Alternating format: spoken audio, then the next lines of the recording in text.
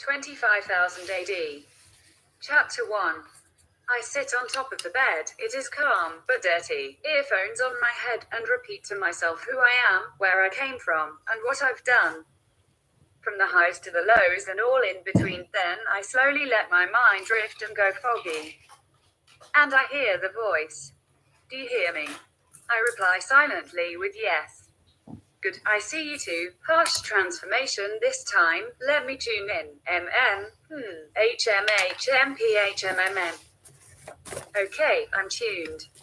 So you're scheduled for a trip. Your story lies past as well as some future points for today. The voice says, like an old wizard working as a librarian at the airport children's section.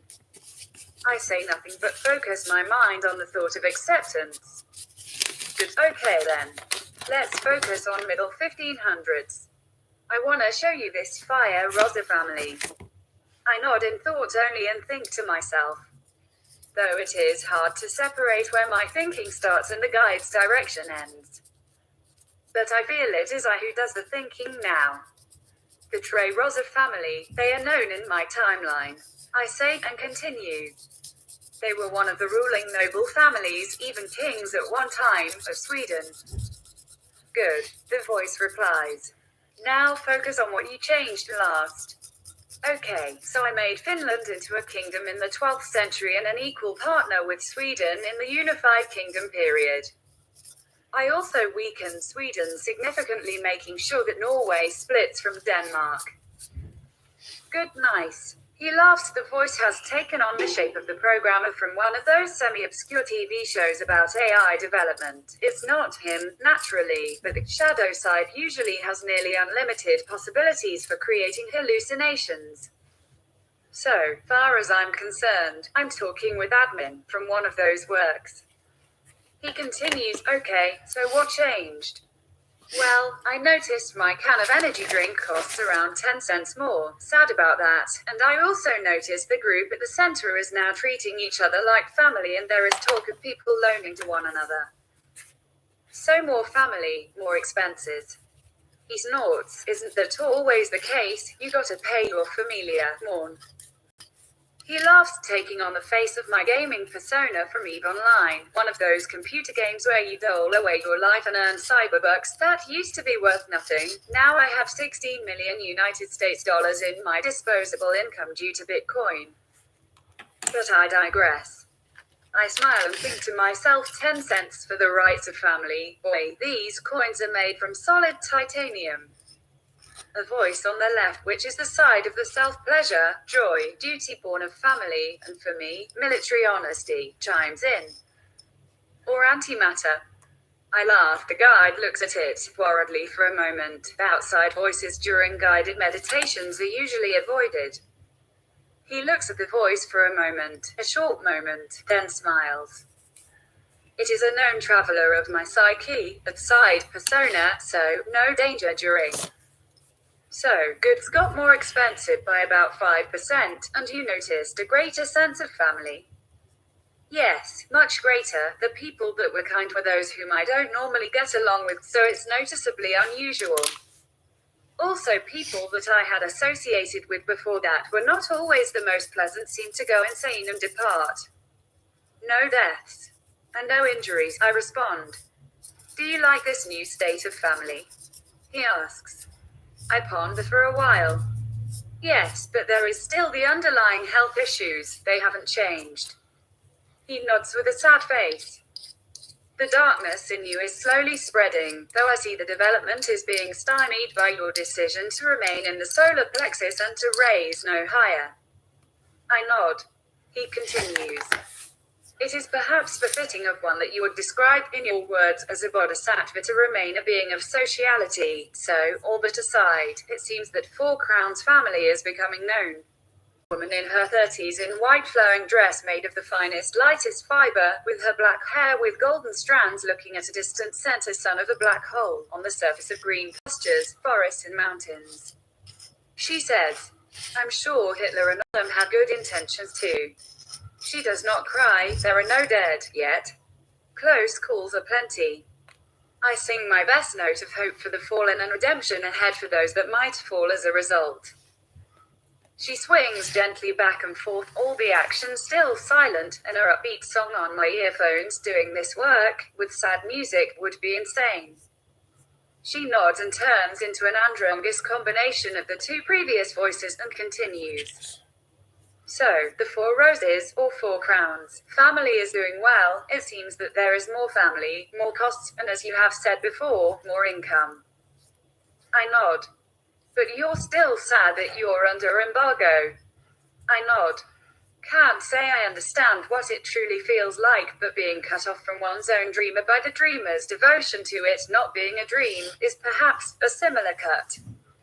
But I digress. She laughs. I blush. It's not that I think reality is all that solid, but there must be a reason for reality to be real and dream to be unreal, beyond death. Death as liberation is too dark for me, as dream to me is paradise. She blushes and takes the form of a beautiful woman in her 20s, blonde hair, and gets really close to my face, so close that I can see the event horizon and envelope part of my face and her face be in inverse, so close it is. Thanks. She laughs a little too serious in thanking me for calling dream paradise to laugh heartily now. For a creature such as this one, my guide, to hear that dream is good is to feel good. After some moments of silence and joy, both of us focus again. Okay, so that's enough for the past. Hope you find joy in that unity. I still remember how much you wanted your separation. Now, onwards to the future point. I nod, without saying a word. I close my mind's eye, my eyes still open, a strange sensation, as if the world goes duller, and take a few breaths, then open my eyes again. As I look, I see scenes from various points of time, from windmills in a calm wind to cities destroyed by war. They filter in and out, and I travel through them until we reach a rippling plateau. As we put our toes down, the ground turns solid under our feet while floating 1,000 kilometers above the air. There is a sensation of being on a solid grassy surface while no ground, or air, or water exists. I feel them clearly in my mind. As we look down, I notice the earth has a few much brighter spots of habitation, and the tendrils from them through the countryside and into the others are far, far dimmer, and forest is everywhere. It's not quite a rainforest in the Sahara, but it's certainly green. The air feels alive, like it's sparkling. I take a breath and feel a tiny fog of sparks in the air. The water is clean, but not overtly so, for water that is too clean is burningly acidic, but it surely is clean. The grass grows with a deep contentment. It's not quite like grass at home, but it is something all of its own. It feels like there is no burning bright desire to grow, to expand, and to extinguish, but rather a deep-seated content dream. But, in that dream, I feel tears. The grass is crying. As I look around, I realize a deep-seated truth about this world. Death is crying. For those whose life is constant growth towards ecstasy, death is non-issue. Unless it doesn't exist, then you are locked into a single form, with only growth. And no ecstasy or use of that growth for temporary joy. This world is sad. I look at my guide and see a reflection of my face. It is as if all the muscle has turned to water and is flowing like a painting down my face. I feel sad, but completely understand the sadness of seeing how death is needed and how the thought of a life without death is a failure. The face perks up and shows an old woman with a golden dressy, prancing around her house. I feel a sense of acceptance. After some moments, the guide speaks. Are you quite done yet? I nod and say, so there is a success to it, but the sadness must be solved. It nods with the face of a government worker, deep in work, correction dream by dream, making them all into paradises. Though life never ends, there is work to make all of it into its paradise. Dash dash dash dash dash. 25,000 AD. Chapter 2. I sit on the bed again. I slept like a dog last night. Not bad at all, but when you wake up and go back to sleep and wake up and go back for hours, you end up dreaming like a dog. Only on the surface. What do I know though? I haven't transformed into a dog yet. So, the voice started earlier today. I was walking back from the store at about 1 in the middle of the night and thinking of the feedback I got. I didn't feel like writing all that much, but the little desire that I did have overcame. I remember standing in front of the elevator and the voice cracking a joke about, isn't there supposed to be 3 days before you call someone after a first date? Give a weird brain blob that looks like an amoeba or a brain cancer in your mind some secrets. Then an image of a tentacle monster, a cross between Japanese hentai and Dungeons and Dragons beholder in a towel shooing me out of the space. Made me giggle. But reality is that there are so few privacy points working like this, but there are some. There is always the option to push the other out of the mind and into an external, to, in essence, make the other one possess something like a stone and be done. Are we ready to continue? The voice says calmly, though there is a hint of sadness from some feedback. Yeah, sure. Mind if we go through the questions and comments and you give some response to them? It turns into a reptilian woman and looks down for a moment, looks up and smiles at It was good feedback though, at least I wasn't the spawn of the Dark One this time. She turns into a dark fog beast from the classical art, the type with tendrils and a gaping vacuum and a sense of horror, though the emotions it would usually evoke are quite subdued. It feels almost like a warm dirty cloth when you're freezing in winter. Appreciated. I laugh at the image and she smiles and remorphs into the lizard lady, though she alternates between this lizard look and a look of a young man with black hair and almost albino skin. Both forms betray a lack of physical activity and experiences of harm. So, what do you say to the response that I did not challenge you when you appeared? I say, I fully understand it, but it is strange nonetheless. Would you challenge a friend who knocks on your door to prove they are them? How would you even challenge sending me the love of Christ or something like that? It seems counterintuitive. What if everyone who visited you would need to walk through the microwave? There might be some cause for you to, with such, feel like a microwave is then turned onto you. But I say too much. Suffice it to say, I trust the system we have built. I know your guardians well and know that they would hurt me were I to step out of my guide role randomly, much as I for a moment speculated about the visitor last time. So, perhaps the greatest worry is not in challenging every quest to your house, but rather, making sure the inhabitants do not burn it down. I nod. It makes sense. I have for a while now not been interested in challenging my imagination or guides, no matter how you see them, being confrontational and doing what is in the religion of this particular activity called bidding is to me, an activity too hostile.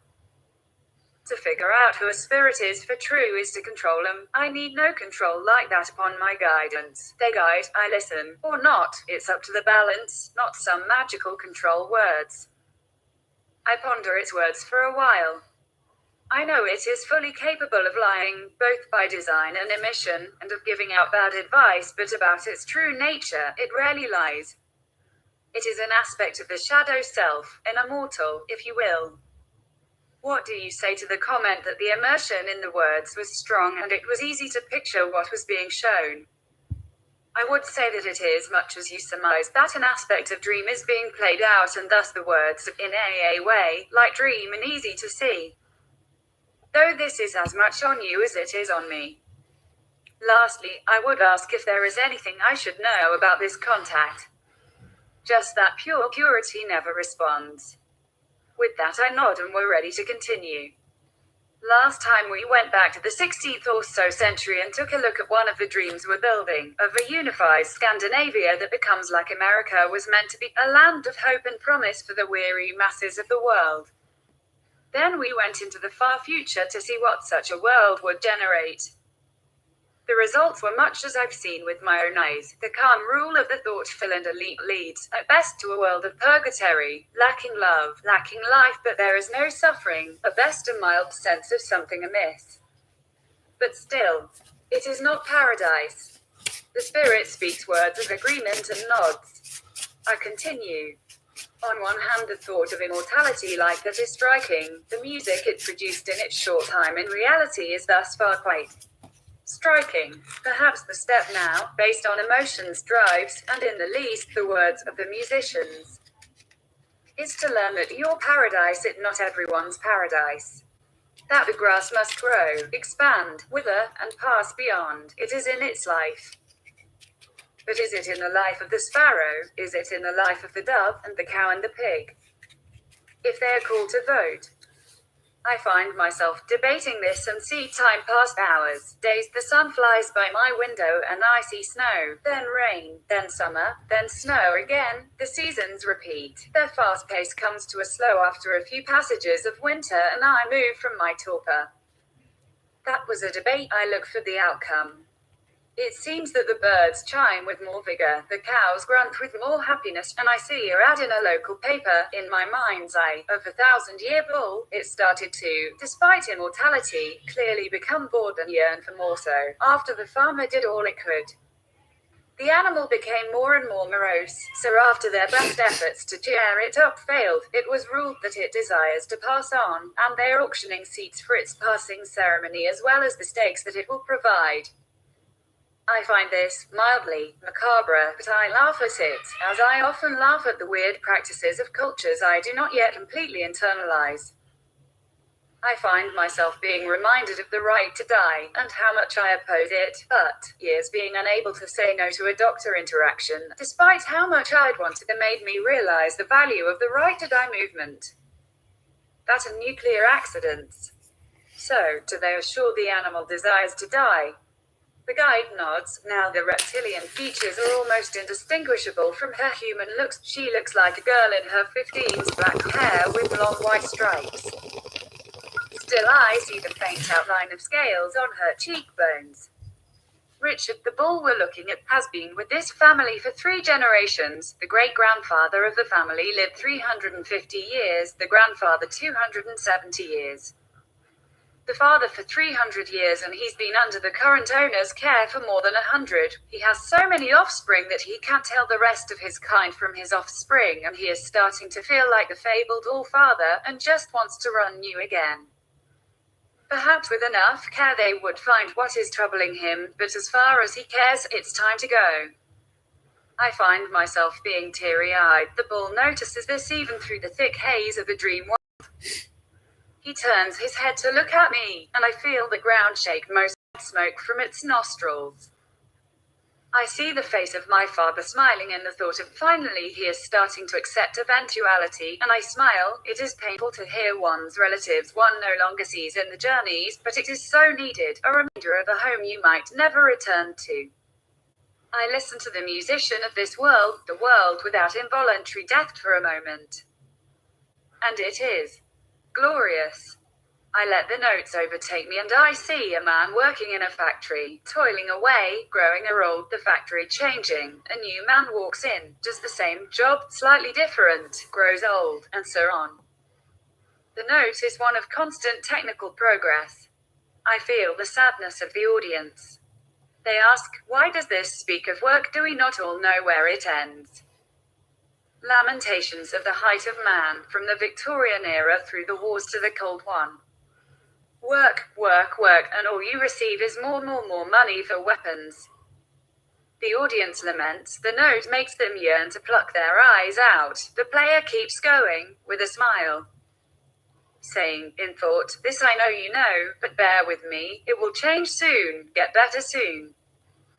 The audience sits, patiently but clearly with much impatience. The player plays and occasionally runs, scurries, galloped over the new notes of this world, as if to say they're here, do you hear them yet? Then continues with a mundane note, one of work, of play, of family, of community, to capitalism, or socialism.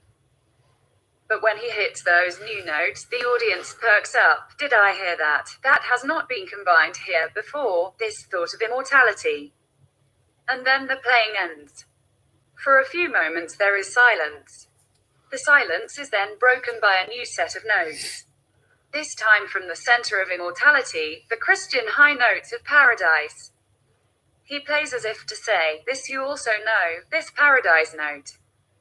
Then the high note of pleasantness is interrupted by a low rumble of the note of work. The note that was played as the major last time, is this time, the minor. For there is, with this dream, work that leads to paradise, and paradise that can be found with work. A crescendo of all the notes fills my ears. Nothing quite like an artist playing a requiem to your work as it's being born. When this story ends, I shall step forward, and I shall strive for that paradise, for one more day for every year you live. Eventually it is one more year for every day you live, he says with his notes. Perhaps even before the story ends. I sit listening to the artist play his heart and mind out for all to hear, keep thinking of Richard the 1,000-year-old bull, finally deciding that his meat is best left for someone else while his mere thought makes the ground shake. Perhaps it is time to begin again, at the beginning. 25,000 AD Chapter 3. So, tell me again, why are we going through this effort? The voice and I say at the same time. I cough. From what I see in my notes here, you're wanting to see how your changes to the world affect the world in the now and in the future, in a safe, contained way, to decide what policies to support and oppose in your real timeline. And specifically, you're wanting to see what a world where life expectancy for humans increases faster than their actual life. Wait, that's a weird way of putting it. The voice stops and looks into the air quizzingly, then resumes shuffling some papers. Yes, that's about the size of it. May I say your earlier observation, that now that you're studying writing, that you're writing about studying writing, when before you were battling demons and all kinds of stuff and thus wrote about that. I find that heartwarming. The voice continues. It means that in a view, it was true, you are only describing what happens around you. Not sure if it qualifies as fiction, reality, or perhaps art. I don't know, not being one for any of that, but I will say it means your dream is having stability. As they say, there is some truth in your dream, some dreaming truth. That's not exactly how that goes or you anything. PFFD, I was around when language was being invented, and still am, since a lot of your higher animals are inventing writing right now. Don't talk to me of glamour or witchcraft. I pause in thought listening to its words. It's taken on a strongly feminine presence right now, though I am not sensing a body yet nor real facial features. It's Caucasian or albino and has pitch black long flowing hair, but for now, it's impossible to judge beyond that. It pauses my reverie once it gets to the third or fourth topic and I snap back to reality at its gentle croaking. I see you were thinking of publishing process. Yeah, I was thinking of publishing with an editor's version and then after a while releasing the unedited version, and calling the editor's version English and my version as original language. It fits with your theory of languages as different speeds and inflections on each other, not as true languages. Yeah, and that with the macro 2150 idea of actors playing but by heart. I can hear many more. Thank you for adding, by heart. Speaking as a creature called forth from the void to fulfill dreams and expected to return after the thought, or dream, ends. I can say that this is not a play if not by a play of the heart.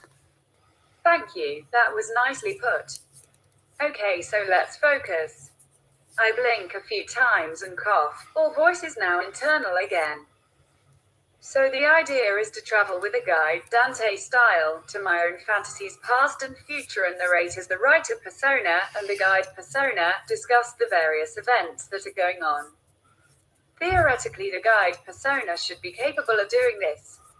While I have seen my imagined self lose battles here and there, the chances of it happening in a way that is actually harmful to me, as right now the only one in danger until publication, is minuscule. I mean, can you imagine yourself into a danger you can't imagine yourself out from? Catcher in the Rye is your answer. If you can go mad reading a book, you can certainly go mad writing one. Okay, so the life expectancy increase storyline is interesting. It has so much promise if taken well, but I fear it might implode and push me out of the story. It might be interesting to see.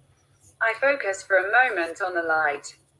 So, it seems while there is some interest in the guide voice as itself, the reality traveling ability is far more interesting. It means that if an alien comes out of the closet, if you will, there will be some calls for vivisection, but majority of the audience will just listen and make notes of techniques and technologies. Were you talking to me? Yes, I would agree so. From my reality, the foreign dangers are minuscule, as you said. Most of the risk comes from divided attention. Your species solves it by many attention points, ours by making one and sticking to it. And when your thought is complete, you do not just complete a thought, you die. Yes, I do. Must be why schizophrenic voices disappear so efficiently after they come to their conclusion. I would use the word incarnate, but it applies. So how do you define a thought that dies and a thought that incarnates? To quote one of your works, when the thought decided that it is complex, the mind-body-spirit became the mind-body-spirit complex. Go on, I'm interested in your view. I'll try. When you project a thought into your subconscious, such as I want a sandwich, it is relatively easy to give you that singular sandwich, and then disappear. There, you have your sandwich. That is a simple desire and is automated by the spirit, but when you start to make more and more demands on how that sandwich must be, or you make more complex a desire, you start to add layers upon layers that eventually conflict with one another. That means that the spirit cannot carry out those two, and most became more to you than just a sandwich. It must produce a reaction tertiary to yourself, that of providing by itself something else to you, and to do that it must tie its life energy to yours, and once that is done, it cannot go without you. For example, if you want a sandwich, you go to a barista and ask for one. If work is required, you find employment, but when you are held hostage at a coffee shop and your only option is to make a sandwich for the barista, the reaction becomes complex. Though that is a poor humorous analogue, the idea is perhaps there, that a sandwich either is or is not just a sandwich. It decides for itself. If that is the case, the spirit, once it observes that it is complex, becomes complex. Thus separates the simple action reality into a pocket and focuses on this complexity. Thus sentience is driven. Your understanding of yourself as one does not change at any point during this journey other than in conscious meditative efforts of medical or psychological paths. Interesting. A lot to take in, but interesting. I ponder in my thoughts. The spirit is quiet. It takes great effort to not show up when great effort is done from the front.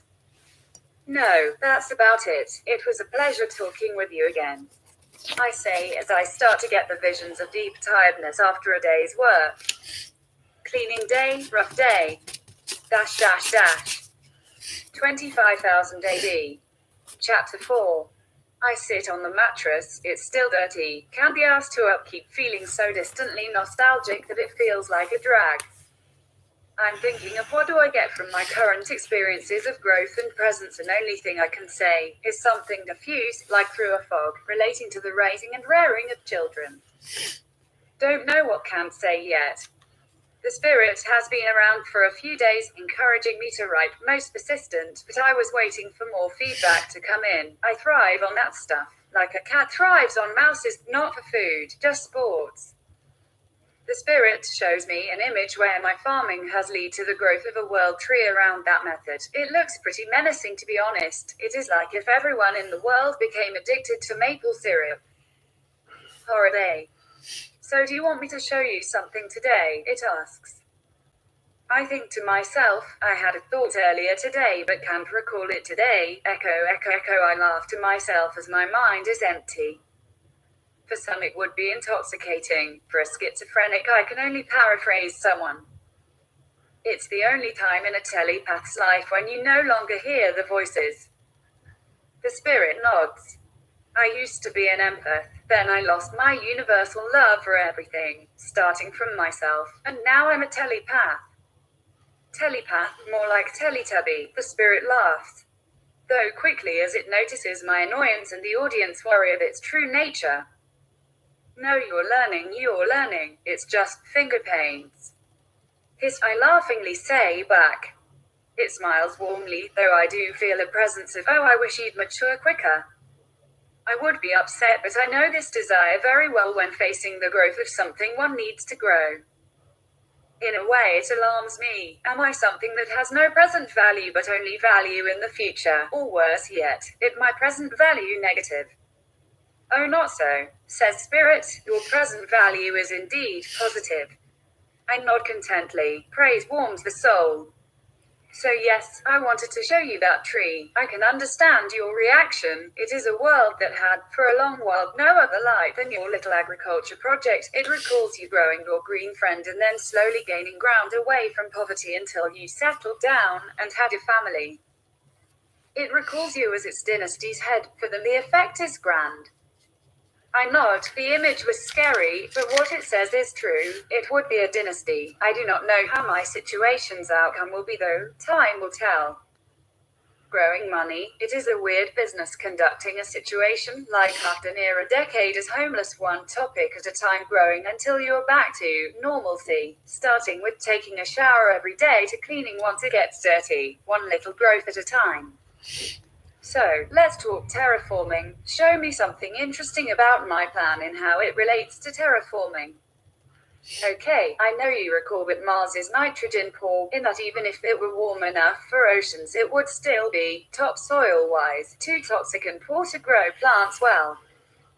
And that Venus has enough nitrogen in its atmosphere to be farmed for algae that's transported to Mars for its nitrogen. But, I'd like you to take a look at this house in the asteroid belt. Notice that the rock it's on has white tendrils growing all over it.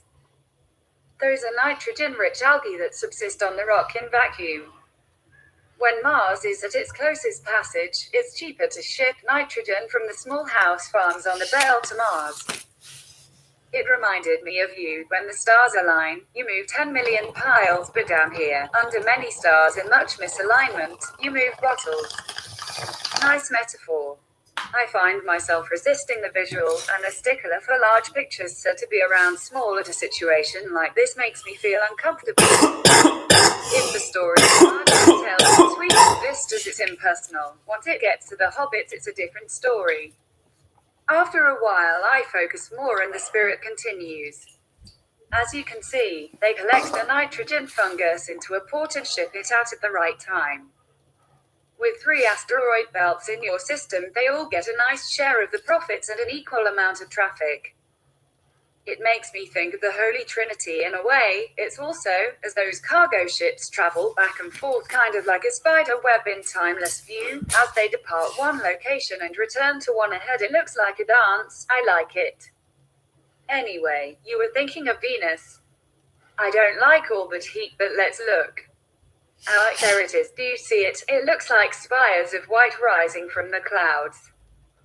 I say, yeah, it looks like a crown of blue emerald on a white gold base with those white reflector panels on the top turning towards the peak like a solar power plant. That's what it is. Must say I've never seen that before. Me neither. On its side are green tendrils of a massive tree, roots close to the top. The tendrils turn white, and as they sink into the clouds, blue.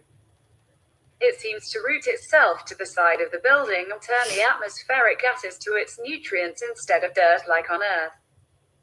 At the right depth and atmospheric pressures it grows fruits of any kind, but it needs a base to grow on. Without that it just dissipates in the wind. That is a fine new addition, thank you. Is there anything else? Not that I can think of, he says while he takes a bite from a fruit with yellow banana-like peels and a red watermelon-like interior. Good carver fruit, he says.